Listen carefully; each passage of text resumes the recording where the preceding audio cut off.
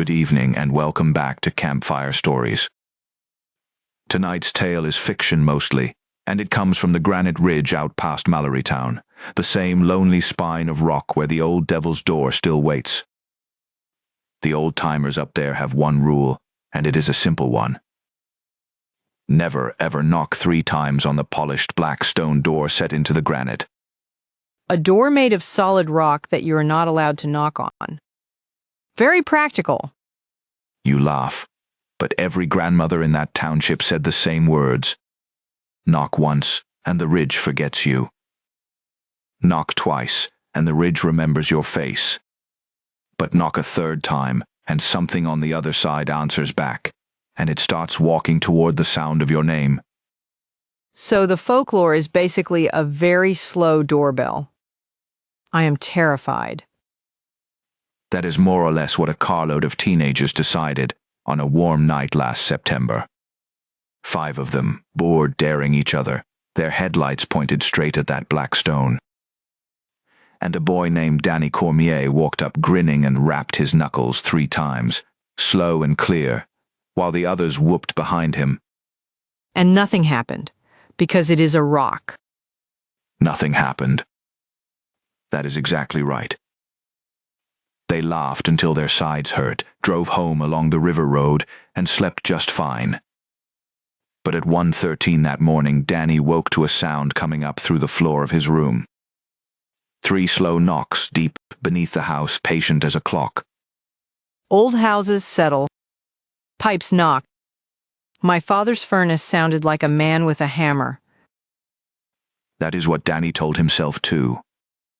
Until the next night, at 1:13 exactly, the knocks came again, 3 of them slow, from somewhere below the cedar swamp behind his road. And his phone lit up with messages from the other 4 because every one of them had heard the very same thing at the very same minute under their own beds. So 5 bored teenagers who scared themselves silly all agree on a ghost story. That is not evidence, Marty. That is a group chat. A fair point, and one the parents made too.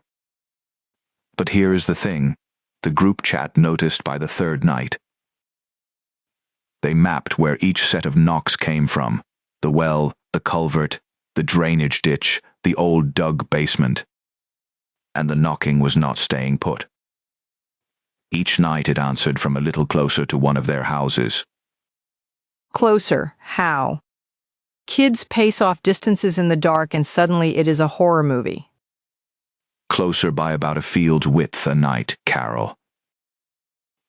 They mocked it with fence posts and driveway stakes. On the 1st night the knocking was way out under the ridge.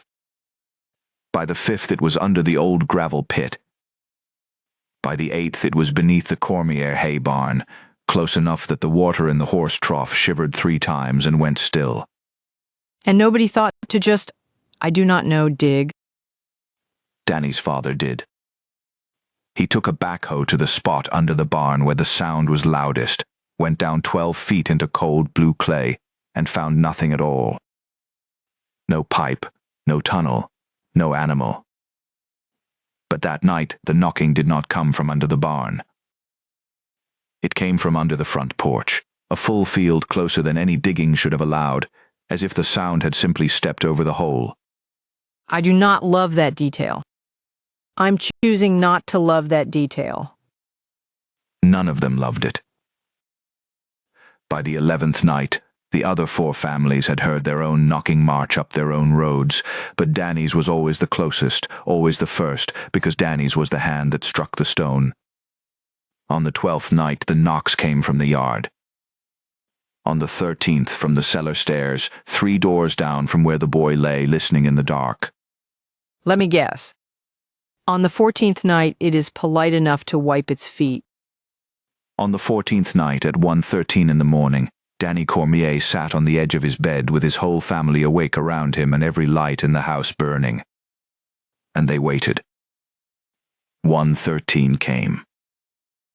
And then, soft and slow and close, 3 knocks sounded on the inside of the bedroom door. The inside? The inside. And that, my friends, is where the tale stops. because the Cormiers moved away that very week and would never say another word about what opened that door, or whether anyone ever knocked back. So if you're ever up on that ridge and you see a polished black stone set into the granite, do yourself a kindness. Keep your hands in your pockets. Good night, everybody.